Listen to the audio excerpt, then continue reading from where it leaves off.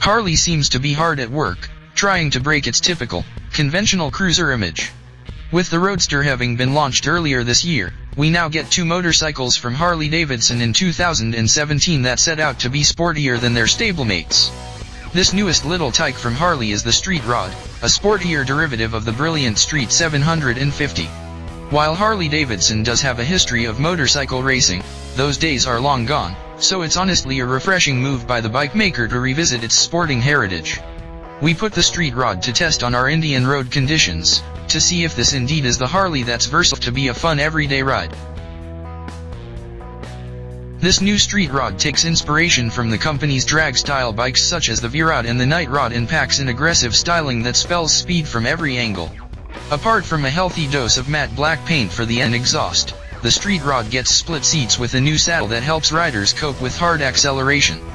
The rear fender too has been shortened to give it a sportier makeover. The drag bike motif continues to the front that has a tall cowl around the round headlight along with flat drag-style handlebars and bar-end mirrors. But it's not just about looking fast. Harley Davidson has really put in a lot of effort to ensure that the Street Rod has the performance to match its menacing appearance.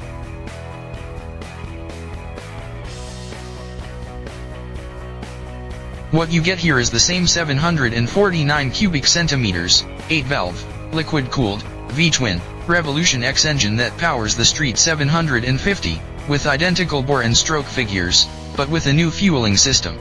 High-powered twin-port injection, as opposed to the single port on the Street 750, and it gets a larger throttle body as well. Along with a bump in compression, which now stands at 12.0:1, this motor makes 62 nanometers of torque, an increase of 3 nanometers, at 4,000 RPM. While the exact power figures for either the Street 750 or the Street Rod aren't specified, the latter is said to see an 11% increase in horsepower coming in at 8,250 RPM. The rev limiter now kicks in at 9,000 RPM instead of the Street 750's 8,000 RPM.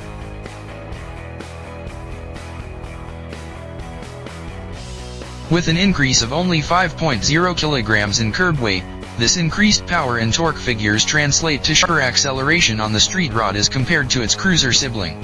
The bike also gets shorter and wider exhausts that add a slightly more aggressive soundtrack to the motor.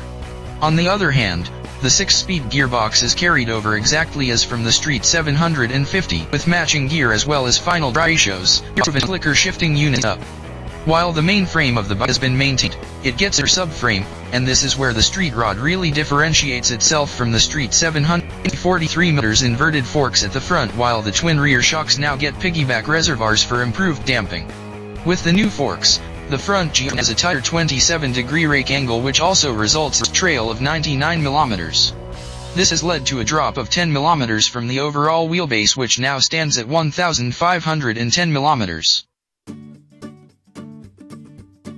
And in order to optimize cornering performance, Harley Davidson has also upgraded the tires to radials, which are now sized at 120/70/17, front, 160/60/17. The improved rubber from MRF really ensures that this Street Rod is not just about straight roads.